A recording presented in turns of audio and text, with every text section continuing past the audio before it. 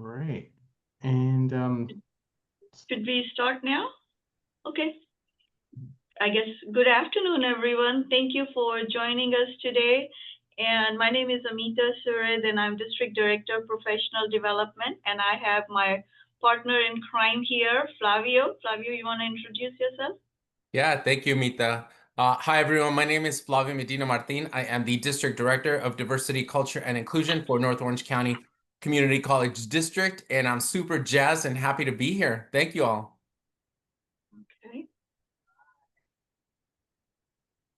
You have to.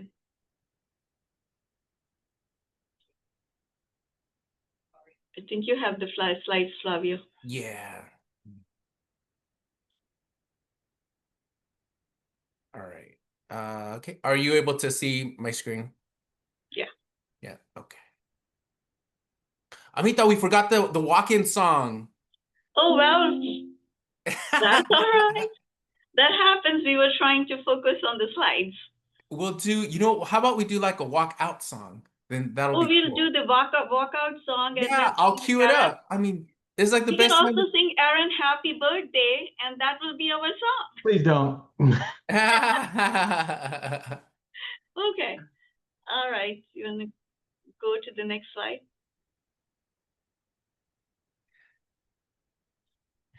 All right, so what we want to do is really highlight the work of our professional development practitioners.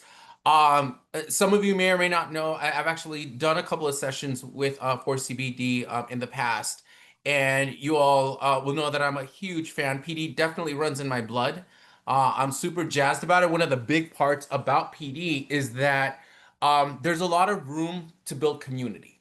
And so we wanted to start the prompt with everyone here. I know everyone's kind of like multitasking, but it would be cool if people can shut on their camera. Is it shut on or turn on? I don't know, whatever it is. We want to see you is the point. Turn on. We want to be able to do this and like hang out. And so we're able to see everyone. Hey, Rhonda. Hey, Pedro.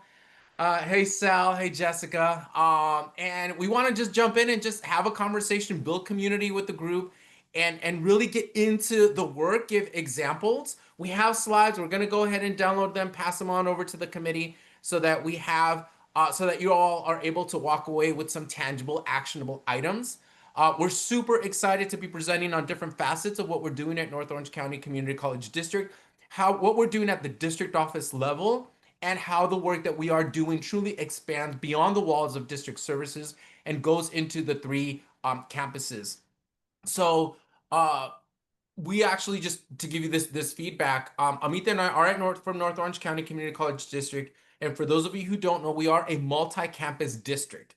And we do have three different campuses. One is North Orange County Continuing Ed, Cypress College, and Fullerton College. So all the work that we do truly expands beyond that, beyond the district services. So we are involved in a lot of PD trainings, presentations, events. And so we wanted to pose the question to the group here. Think of a professional development training or presentation or event that you all participated in that inspired you and genuinely brought out the best in you. What was it, and how did that add to your expertise/craft as a current PD practitioner? So we wanted to open up the floor for that question to be posed, if we can. And Amita, let's start with you and I. Like, what has been one PD event or presentation that truly inspired you? I would say that last time I went to Encore, that was pretty fantastic. And also, too, it was like a timing of it, that things were happening around the country, and then you go and listen to different professionals in the community to see how they think and how they feel and how we can continue to do our work within the constraints that we have now. So you figure out what you do, because landscape is continuously changing and you have to change with it. So that was something that was really inspired me at the time, and constantly I do things. I think every day I learn something. As a PD people, that we continuously are learning, so I learn something new every day. Yeah, thank you so much. Anyone would like to share? Aaron, jump on in. You're our leader of our conference. Like, has this I know PD is in your blood and in your to do, but has anything truly inspired you to become a better practitioner in your area? Hi, yeah. So I was actually, I mean, I lead some trainings like here and there on different facets, but one of the best ones I went to recently was a training from the back of the room. I know it's actually meant for a lot of faculty, but it provided really hands-on and tangible things to do during our training that had me feeling like I was ready to use them when I left the room. Like I was like, I've done this, I've practiced this, I have resources, and I'm ready to go. So I think a lot of things that help me feel like I'm ready to go and really get me feeling confident in what I'm doing is hands-on and actual things during trainings or working with others directly in a room or even in a space like this. Those really motivate me to go out and try them, having tried them before. Yeah. And then when you start learning more about the environment that maybe you don't live in, you mentioned faculty, and even in other facets, if you're not involved in classified work or around classified employees, being in the backdrop or being part of these community events or PD events, it gives you a different perspective on and it helps shape you how you are in your craft as well. So thank you so much for sharing. Uh, Sal, Rhonda, jump on in. Anything that you would like to share that inspired you in an event? I'll go. But no, I'm unfortunately I'll probably disappoint in my response. I'm very new. I saw you guys at um Acro. Was it ACA? Oh, Anyways, back in last October, last year. And okay. I got a lot of information. There was so much information, it was overwhelming. And I Mhm. just am now moving into a training and professional development role. And I'm just trying to learn. Natalie's session this morning at 10, her presentation was amazing. I really, really liked that. So I'm really just learning. I'm really just trying to soak it all in. Yeah, no, and I think that's a good way of framing it. Like soaking it all in makes you, in essence, a better leader. And it translates into being a better practitioner in the work that you do. And equity minded. You all know I'm the DEI guy at my district, and I've been a DEI guy for many, many years. And when we start outlining these different facets of community development, which in essence truly is employee development, you start reshaping and reforming your own approach as a practitioner. So it's extremely important that you continuously refine that, as what's his name, Dr. Stephen Covey says in the 7 Habits of Highly Effective People, is sharpening your saw, Yeah. and you got to keep doing it like every couple of years, every couple of months, sometimes, every couple of weeks, just to refine that vantage point. Sal, jump on in. I'm happy to. What emerged in my head is a certain kind of affect that I notice in professional development events that I feel drawn into or I feel included in, or kind of a sensibility of the human feel of context, particularly when professional development professionals kind of model for folks through the way that they lead their workshop. Different strategies that I might decide to use in my own classroom or in my own work. So, for example, you calling in Rhonda and I, in and of itself, is a teaching strategy that I would encourage faculty to use in their classroom spaces, right?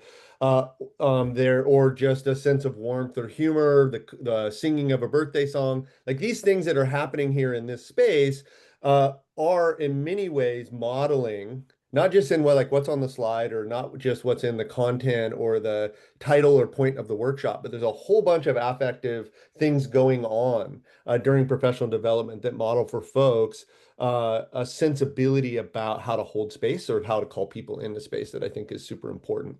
So just the fact that you called on me right there, in my mind, models in many ways kind of what I was planning to talk about. Yeah, well, I appreciate Sal. Thank you so much. And hopefully we can share some ideas and best practices of what you all are doing in your district as well. Alyssa, are you comfortable with reading the quote from Harvey Firestone? Yes, absolutely. The quote says, "The growth and development of people is the highest calling of leadership." Harvey Firestone. Yeah, and it's what you all do. It's what we all do in our own way, you know. And my apologies for like I got like all nerdied out, if that's the right word, when I was trying to like mess around with all the Zoom features. So I was like, what about this and what about that? And Amita's like, no, you're covering the text. And I'm like, oh, yo, Amita. So I had to like shift it a little bit. So I hope y'all are still able to see the slides. So thank you so much for reading that. I think that when you talk about employee development, it has so many different layers. When you are understanding who you are in those spaces, it's extremely important because you also have to understand your own level of comfort. You know, if there is an area that you are, you know what, I'm okay about it, I'm not that comfortable, then you know to bring in a facilitator. You know, if you are 100% comfortable where you're just like, you know what, the slides don't even matter. I'm in it to win it. I am gonna be just bullet one, bullet two, and give a narrative. Then you know that you're in the right place to really lead that discussion. But understanding professional development, employee development, and your experiences truly makes a difference when you're looking at different facets of what that even means. So someone that's coming into the space that may not truly know or fully understand the multi-dimensional complexities of being a PD practitioner, this in essence is it. You looking at employee development, as people are going beyond the walls of their own expertise, stretching those opportunities, being that motivator as a PD is extremely important. Enhancing that employee experience. You all mentioned a few examples of what that looked like for you. And what does that do within your day-to-day culture? It builds trust. It builds a relationship that you know that people throughout your entire campus, or if you're in a multi-campus district, it's going to expand your own network and network of opportunities and network of learning. And that's a big part of what our experience is. Why does it matter? Amita, you want to jump on in on this one? Why does it matter? Sure. One other thing I wanted to add to that, connecting from the previous conversation that we were having earlier, that how do we develop ourselves and what do we do, and the aha moments, that, you know, we are all so fortunate that we get to attend so many professional development events. And every time we attend it, we learn something from it. So when we talk about employee development, we are also thinking the development for ourselves as well. How do we grow as professionals in our own spaces? So, you know, the other thing that is that employee experience, that as we were talking earlier, it builds when you build those relationships, you are in the spaces. And I think Pilar said earlier is that it's nice to be on the Zoom, but it's nice to have those connections. So all of those, the relationship and the connections help us in doing our jobs and the way that we want to do it, because we work with people, for the institution, for developing employees. So all of those relationships that we build over time matter. The things that we have here is that, you know, employee engagement, retention, student success, all of those are things that we do in our day-to-day jobs. The employee retention, why is it important? Because if we are going to do another presentation on employee morale, so I'm going to bring in something from there that we have for on Friday, that, you know, the research shows that the employees that are not engaged, they will leave, and to hire them back, it costs 1.5 to 2 times the amount of their salary. So it is important, and also to how we have our culture of the institution. If the employees are engaged, they're going to do a better job, and everything will work better from that perspective. Equity, you know, we are, you know, for our institution and all community colleges, it ensures that all employees have access to growth, because in this reference we are for professional development, and they are building the skill set. As you know, we have a session on AI concurrently going on right now. We continuously have to build skill set of our employees so they can better serve our students. So for all of us, it is important to kind of think and look at our institution and our spaces. What can we do to build our employees? That is one of our biggest jobs that we have, and how we can do it. And there's a lot of things that happen behind the scenes that we have to navigate and work through. And one of them is politics. And thank you, Flavio. One of them is politics of our position. That, you know, we have to navigate, work with uh, all different levels. And by that, what I mean is the faculty, the management, and other, all different classified professionals. And I was telling Flavio, and I'll be okay to share, I think, with this group earlier, is that means we have to deal with all kinds of people all the time. And one time, not too long ago, maybe about a year ago, someone told me, then I don't report to you. And I didn't know in that moment what to say or what to do. So I said, no, you don't report to me, but you work for our students, because I didn't know what to say. And since then it bothered me. Why would this person say this? And why would this be happening to me? And then it bothered me. And then later on, I realized that why, because I was asking multiple things from this person, and that is probably why this person said that to me.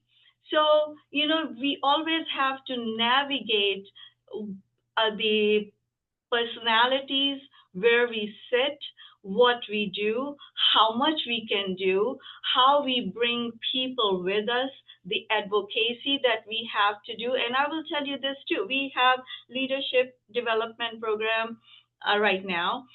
And again, I was telling Flavio earlier is that I came to the institution and I had the program developed, but then you have to work with people and bring people along before you can implement a program, or because you want to get everybody's feedback, everybody's perspective. You need to be inclusive. And I came from for-profit sector of the higher education, so it was a learning process for me.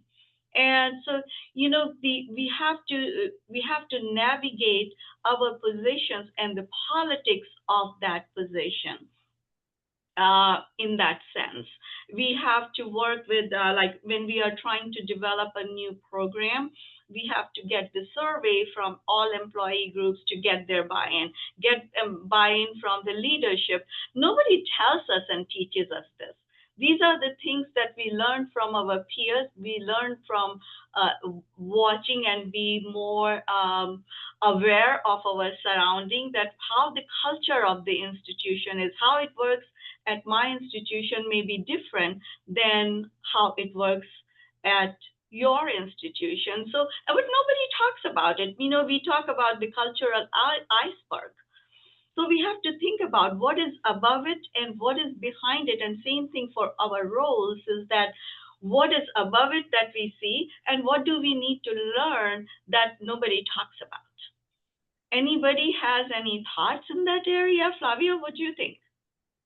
Yeah, no, I think it's super important to sometimes take a step back and truly understand certain elements that maybe have been in existence before we even got here, or before you even got to an institution, to truly understand the dynamics of all of that. And part of that is, you know, here, you know, demystifying in this particular slide the role of the professional development and that self-reflection of your own development is truly understanding the landscapes.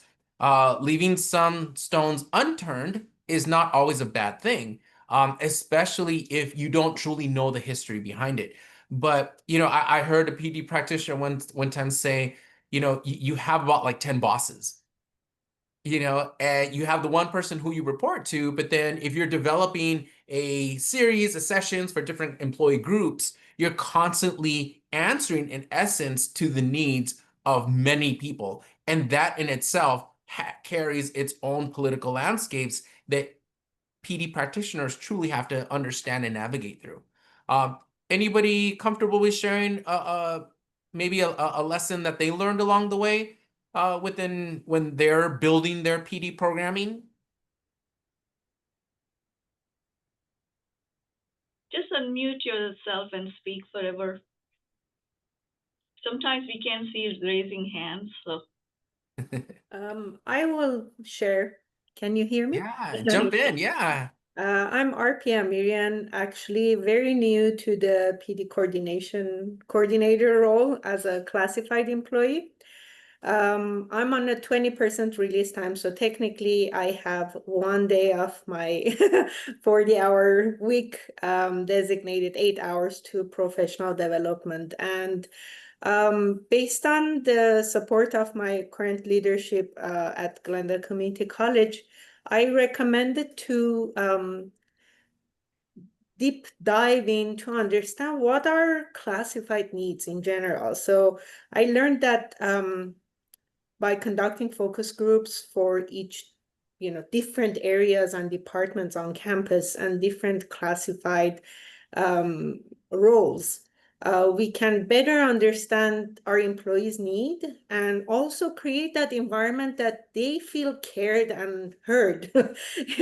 As we are focusing currently heavily on caring campus for our students and technically trying to teach our employees how to care for students. I said, well, if we care for our employees, automatically they will start caring for students, So that is something that when you feel, you can give. If your jar is empty, you cannot pour any other people's jars, right? So that has been my perspective toward PD. And as I'm conducting the focus groups every week, I'm so fascinated with the response of the classified, first of all, how thankful they are that there is an opportunity that they feel someone is truly caring for them to understand what are their specific needs. Like I met with the custodians, their needs are totally different than our administrative assistants, or student services need is totally different than instructional side. So it has been fascinating, and I'm so grateful for the opportunity. I'm very new to the role, and it feels so overwhelming with the data that I'm collecting. And I feel a heavy burden on my shoulders, to be able to deliver all this data properly to the leadership, to be able to create a proper path for the future PD development. I have taught at GCC as an adjunct faculty as well for 11 years. So I have seen the faculty PD side as well. So it's totally different. The needs are different. The requirements are different. So having a PD cater to classified employees is very, very essential and important. So hopefully in the future, I'm sure it's developing still. Maybe this position will change to full-time. So it will give me or any other person who's going to be the main coordinator, more room to be able to deep dive in and develop better. But yeah, currently that is the process I'm going through, and I'm feeling so honored that classified employees feel comfortable sharing the insight of their needs and wants, and hopefully we'll be able to develop programs that will really meet their needs. Thank you for the space to share. Yeah, I don't know if y'all noticed, I ended up having to switch the screen just a little bit, so hopefully you all are able to still see. I wanted to widen the text for folks so it's a little bit more visible. But yeah, I appreciate what you just mentioned, RP, and I think it's important that we're almost like chameleons. Y'all have heard me say this before. I'm a DEI guy, I'm an HR guy, but PD also runs in my blood, and so whenever you enter any kind of space, you almost have to be a really cool chameleon. And camouflage yourself so that you're able to better understand the situation. You're better able to understand your own role and how you can better support your employees. Here we ended up outlining different facets of development within PD. And you encourage mentoring. You're an ideal model in all facets of the work. The minute you step onto your campus, you are a mentor. And so because you lead mentoring programs and you lead shadowing programs, you lead all the different facets of what is the building blocks of professionalism, and for all of our employee groups, you kind of have to build a way to camouflage yourself in all these different facets. How do you encourage? So as you self-reflect and you continue to build on your own PD blocks or your building blocks as a PD practitioner, you also have to think about the building blocks that you're building for your workforce. And in that sense, it carries a lot of weight. You know, Amita and I were talking about the level, one of the perceptions of PD practitioners that many people may not think about is that you all have, and I say you all, but I want to say we, because I'm also interweaved in that world. There's a very heavy lift that we have to have. You know, you are responsible for the development, but sometimes the creation, the designing and modifying different facets of PD and within your workforce. And if your workforce is not well equipped in a new initiative, in a new law, in a new practice, in a new board policy that is now being implemented, the I don't want to say the burden, but the onus is on you and us. So it's important that you constantly sharpen your own saw so that you can better serve your community. Because if the workforce is failing,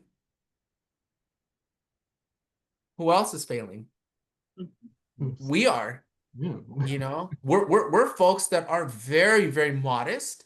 I have to push Amita sometimes. I'm like, you are, and I know I'm being recorded and I don't care. You are badass. And you have to give yourself these mad props because I've been around enough PD practitioners enough to know that PD folks are very modest. Can I get an amen? Modest to a fault. Yeah. And sometimes it takes people like me and Amita to build ourselves and build capacity for what? For self-affirmations. And it's okay to have that because that's how you build and fill up your own cup. And so I wanted to, that takes us into our employee boost, our employee morale boosters. How do you create a culture of professional growth, self-advocacy, and open communication in this area? How are you infusing, you're a champion, you can do this, you got this. If you don't have the capacity, let me walk with you. Let me build empathy with you. What are some things you all are doing at your campuses that help build and boost morale? Feel free to unmute yourself. I think at our campus, there's two things. One, in a lot of our sessions and just overall, especially with classified folks, is trying to get them to share their point of view. And it ends up boosting morale because there's this sense of, oh, I have something to bring to the table. Like when we affirm what they're saying, when we're having a conversation and actually bring someone to the table and go, what do you think? And it's not just the managers or the executive team, it's also the classified. I think that really boosts a lot of morale when they feel like their viewpoint and their perspective is being heard.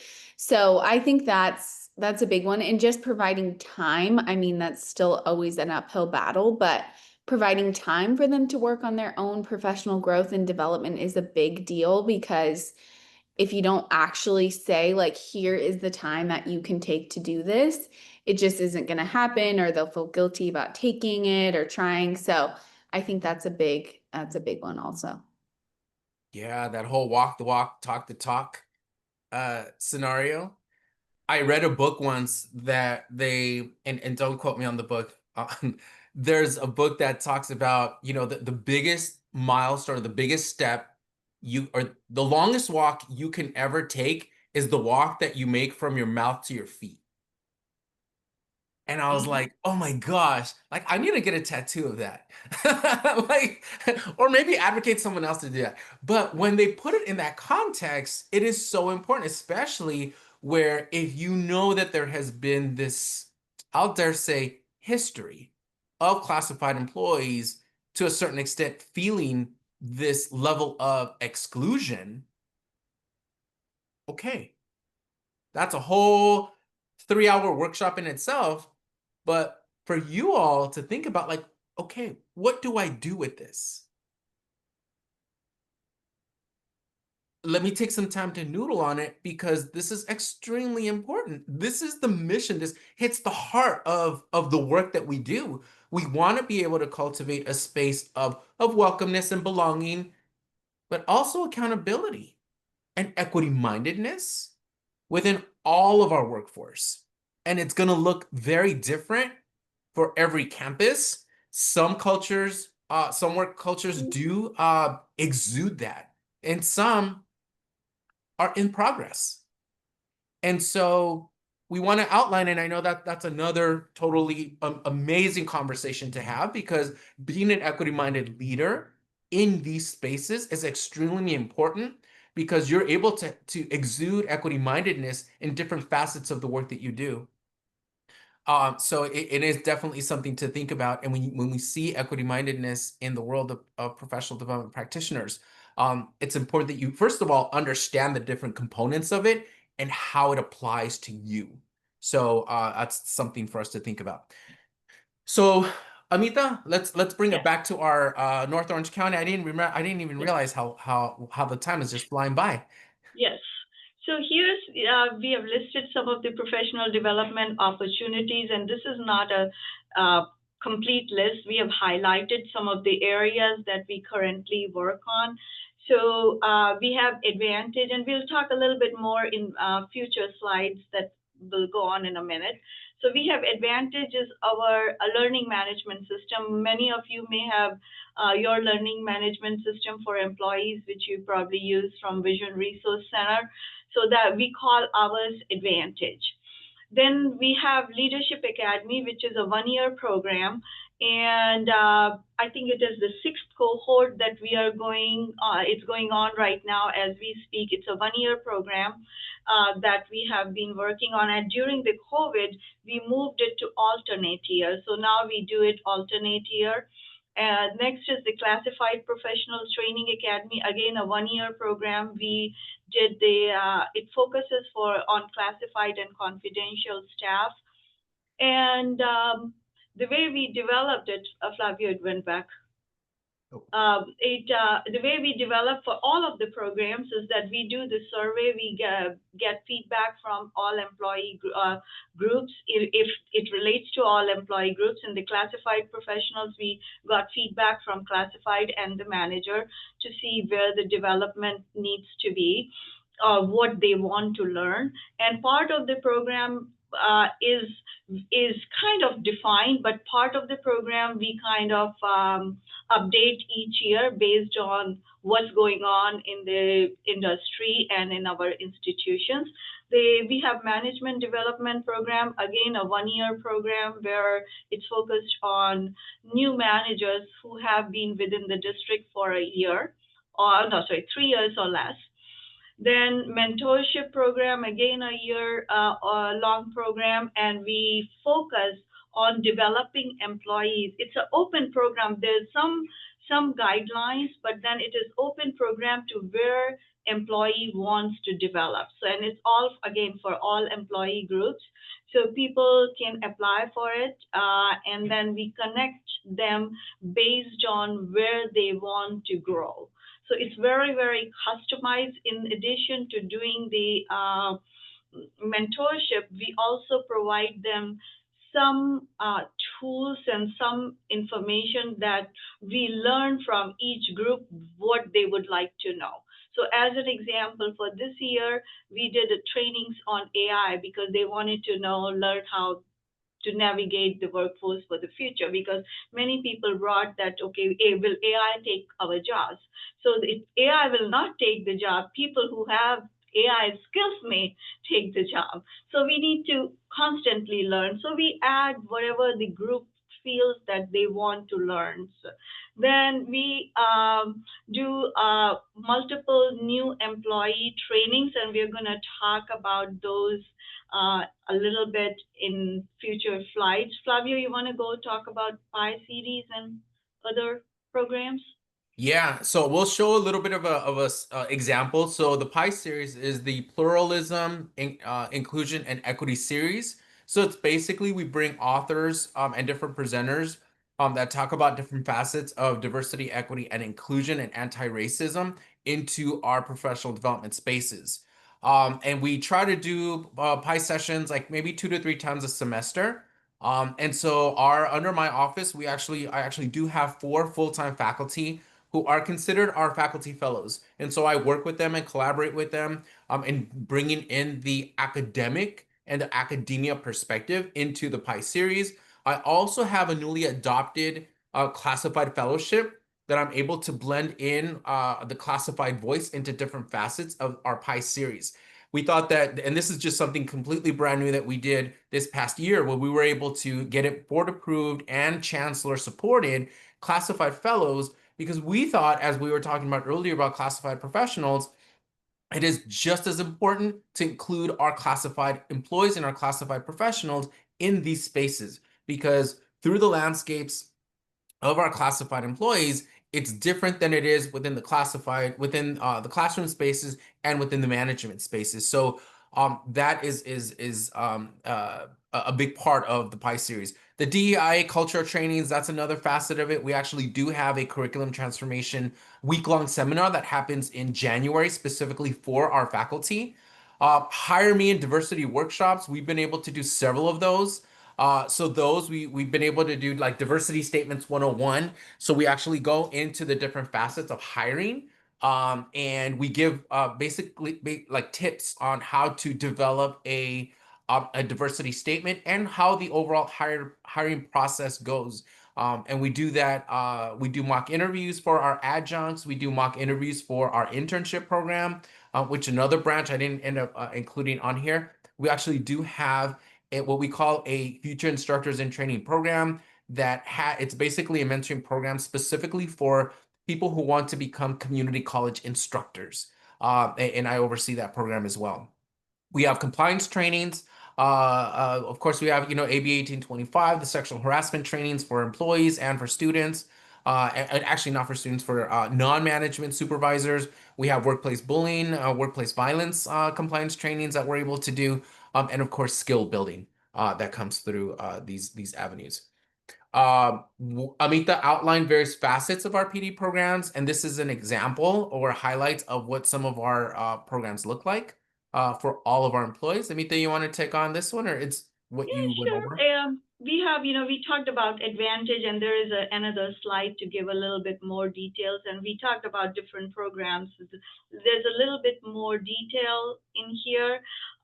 At the bottom of the slide, if you want to see any of the trainings that we do, a lot of them are listed on the link that I provided at the end. So in addition to these, we have a lot of other manuals, guides, and things like that. So it just not too long ago, we updated our website. Our trainings were listed in different areas. So as an example, the IT trainings were on the IT page. The finance trainings were on the finance page. Some other trainings which people were doing and they were putting in different areas. So we kind of collaborated with various departments and put a new training page which has all different trainings that the district does in addition to the training that my office and Flavia's office does.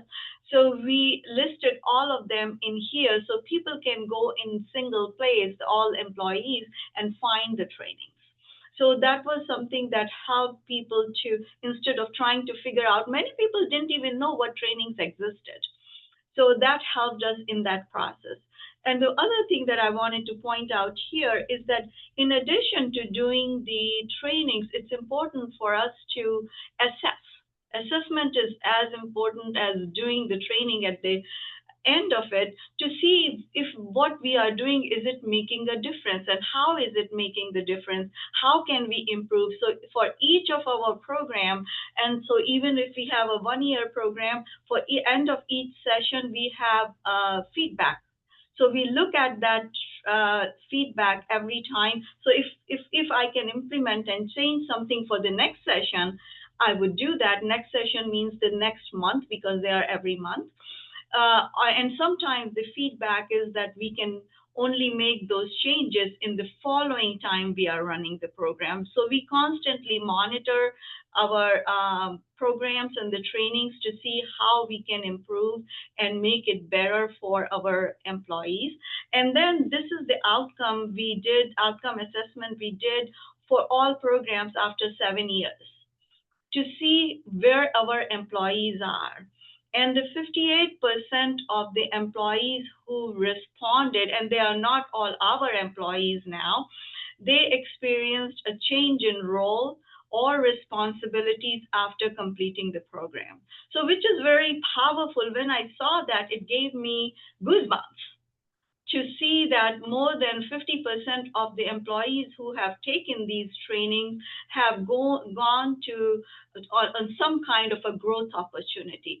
I will also tell you the programs, people who have completed the programs, I know them. They are in VP levels in multiple different institutions, including ours. We have a person who went through the program, is now a president. And she was there less than 5 years ago.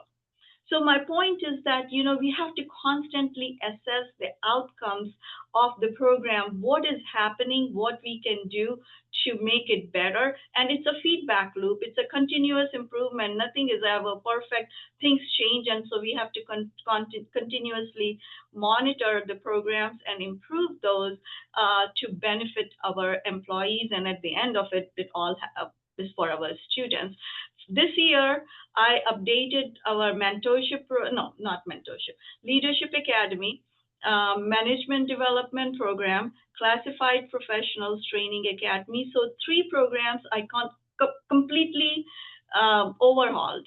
And I didn't realize that by doing that, how much more work it is going to be. At the time, you are motivated by change or making it better. But what I learned in the process that I need to pace myself a little bit better. But that's a learning thing for me for now. Flavia, do you want to go to the next slide? I want to say something about that.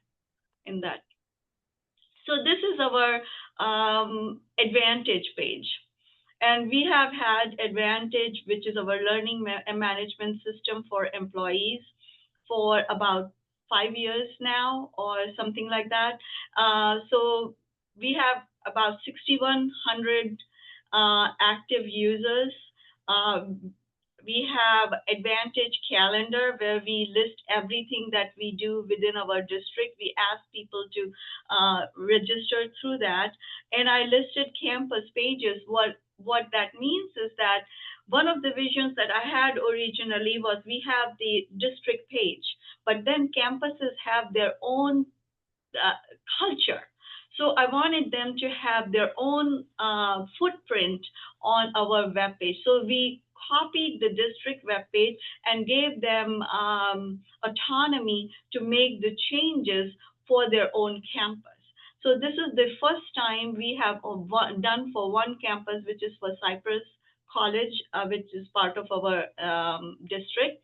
So they now have their own page. They're still working. It's work in progress. So they're still working on it, but they use that for the flex day from what I was told. Then we have all of our compliance training, as Flavio mentioned earlier. And on the right-hand side of the screen, that you see which compliance trainings that we have in Advantage or Vision Resource Center page for us. Then this is the first time our district was not, compared to the other district, was kind of hesitant in using Advantage for the flex day, but this is the first time we used Advantage for flex day, and I really like that because you have the record.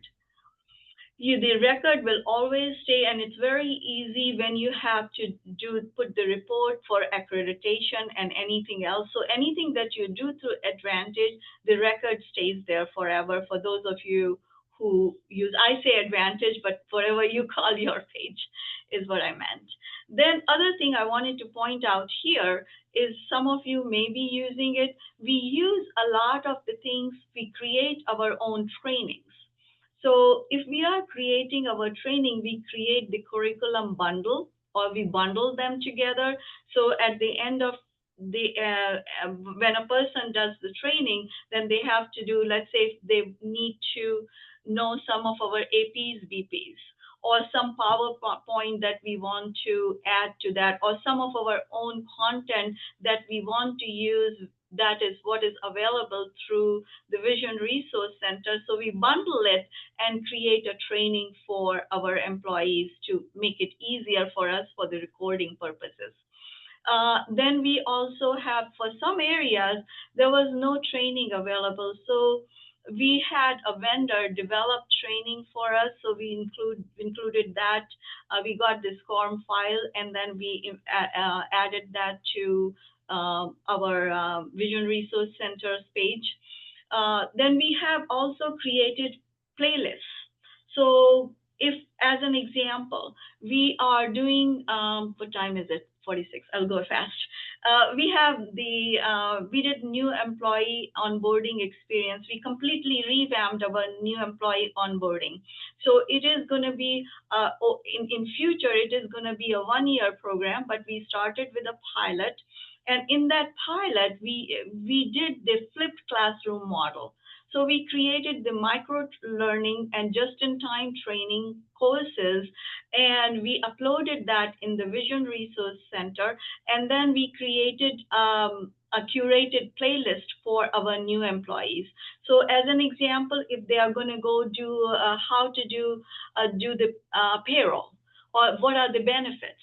So those are the little trainings that we added in there. So when an employee has a question, they can go in there and do these trainings. And we have a plan that, which is not done yet, that we will have trainings in there, like micro learning courses, where employees who are, let's say, a classified employee want to know how to do the travel requisition.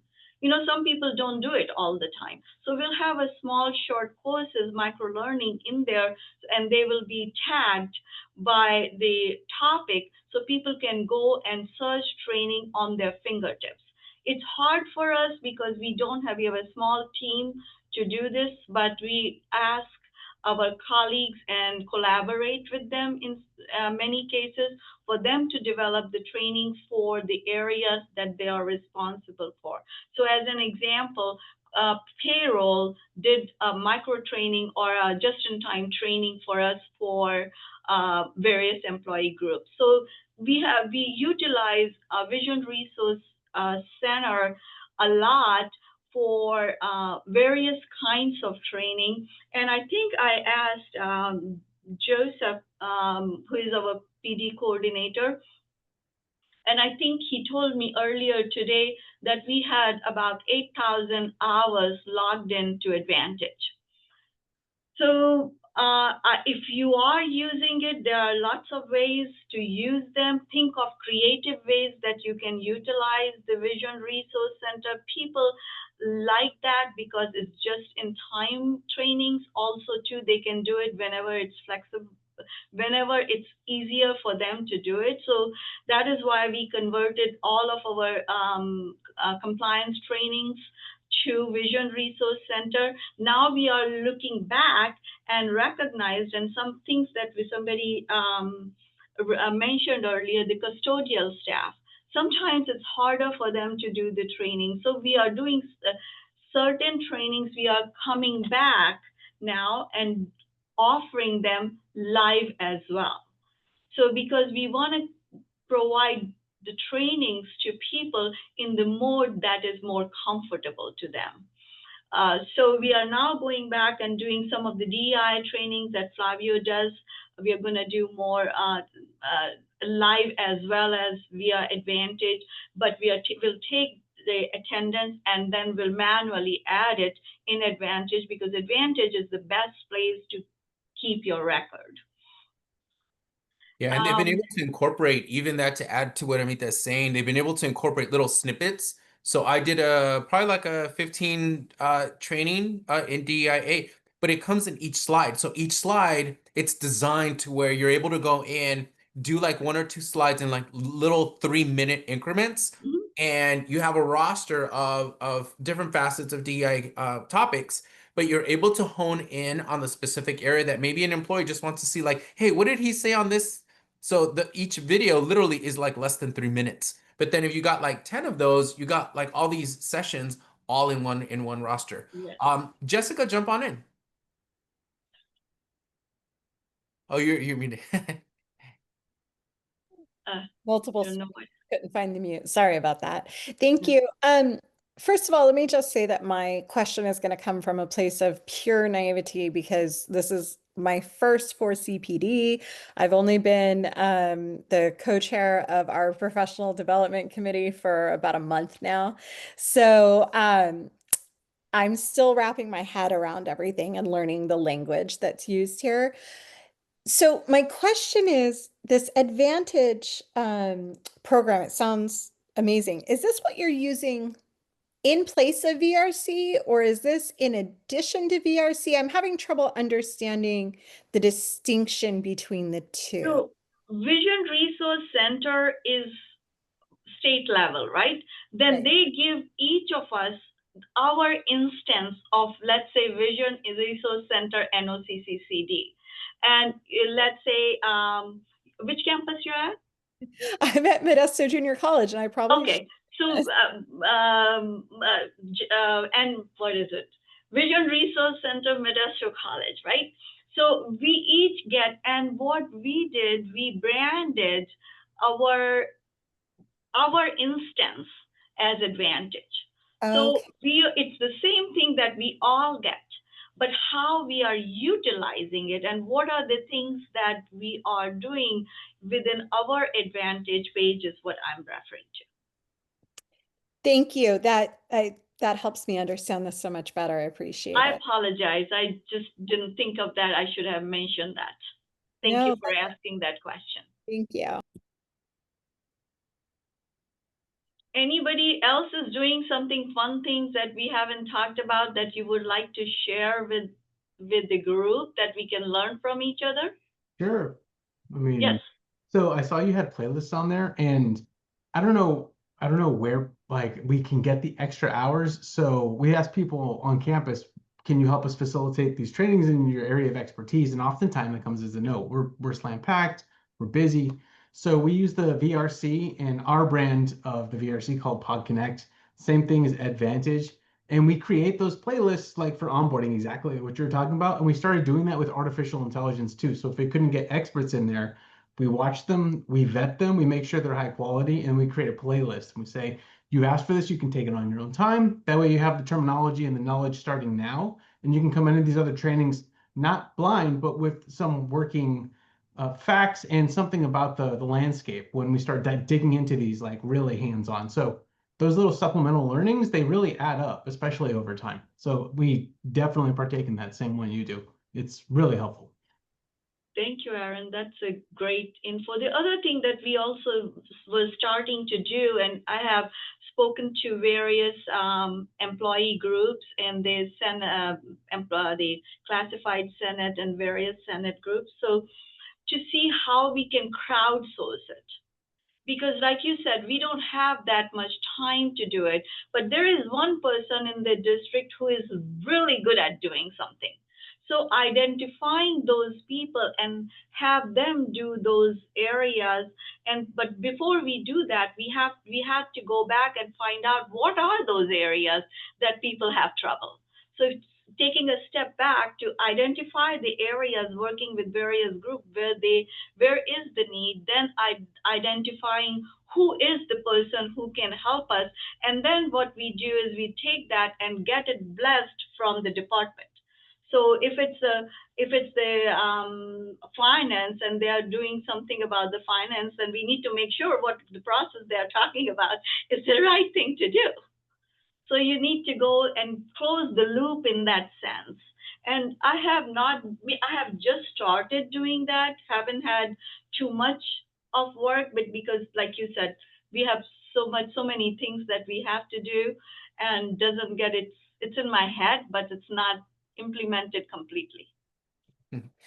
All right, I know we're down to like 6 minutes. I mean, so what I'm gonna do is I'm just gonna run through our last couple of slides, Yes, and then in please the do. end, So when we're looking at different facets of DEIA work and our PI series and how it infuses into the work of professional development, these are some examples of some of the PD sessions that we've done at our district that really outline the different facets of cultural, social, and personal identities that live within our campuses, within our employee groups, and within our student development areas. And when I say student development, it really is employee development and infusing a sense of knowledge on about our employee demographics into our workforce. And so I won't go over this. We're going to send the slides on over to Aaron and the team so that you all are able to look at that. One of the most important things is how do you sharpen your tool aside from for CPD? These are some conferences that we know of that are going to be coming up. The RP conference, NCORE was last year. We don't know, from my understanding, if NCORE is going to continue after all the things that are happening on the nationwide level. But you've got Colegas, or Amend, the Collective Equity Impact Institute, and of course, APAHE. So these are affinity-based conferences that I would highly, highly suggest folks attend. It is super, super important. Another thing that you're able to have actually on your own campus is the development of your FSAs, or faculty staff associations, or employee resource groups. Every campus might have a different name for them. This is a way in which to infuse PD by enhancing cultural relevance and leveraging all the FSAs that may exist. This is a whole nother conversation too. If you all don't have FSAs on your campuses or employee resource groups, please reach out to me. I'm happy to share some best practices on what we've done. We've actually developed a proposal that if you feel like you want to start a new FSA, we have a step-by-step process so that you're able to start that within your district. All employee groups, and we already went through a lot of these different facets. We do have at North Orange County manager-specific trainings that are led by, in sessions that are led by Amita. Faculty-specific ones, our faculty fellowships, sabbaticals, our scholarly symposium, and classified professionals specific, or our classified professionals specific in these particular areas.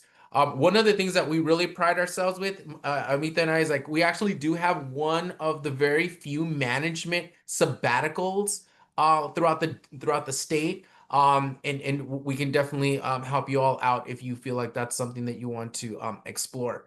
The recent onboarding programming that we just had, Amita, do you want to talk really brief about this new adventure that, in my humble opinion, was extremely successful, that our PD practitioners can definitely benefit from? Yeah, we just started this new employee onboarding experience, and we are going to do it more a one-year program. We started with a pilot, doing it for a day. And as I mentioned earlier, we did the flipped classroom model. All trainings were provided to the employees ahead of the time. And then we created more like a fair kind of a thing. So the people from benefit, from payroll, from technology, from the various affinity groups, and a lot of people were there in the room to welcome them and to answer the questions on the topics that they should have done before they came to. And the goal for that is it's going to be a one-year program where we will have some flipped classroom kind of a trainings where employees will do the training, and we are going to meet every 2 to 3 months to kind of talk about and to bring them within the institution, answer the question for the belonging purposes, and networking as well, so they know that there are multiple campuses. And I know it's 1 minute left. Flavia, go ahead. I'm doing it fast. Yeah, I know, and we're gonna end up sending this on out. One of the action items, and again, we'll have these available to the groups. Identify one employee group that you want to focus on. Look at a different a particular skill set that you feel is super important and relevant to your workforce. Match them with the PD program or opportunity that you might have already, and check in with them after 30 days. This is a whole conversation in itself. I know that there's a lot going on, and we want to be able to honor your time and your space. Thank you all. I want to not share anymore. So that's it for our program. We got 1 minute left. Any last minute questions that anybody might have? And you can always feel free to reach out to Flavio or I to answer any additional question. We are going to be sharing the slides. And even if you have some thoughts and ideas that you want to kind of brainstorm, I think both of us are very open to that because we'll learn from you. It's so we are both very open to your feedback and to your anything you want to share with us, and it's a two-way street. Yeah. We'll learn from you. All right. Well, thank you all so much. And in honor of we'll honor his humility and his humbleness. We won't say happy birthday, Aaron, at all. We'll honor No. him with Bad Bunny song. How's that? That works? I want to go to New York now. Si te quieres divertir, Happy birthday, Aaron. soy con primo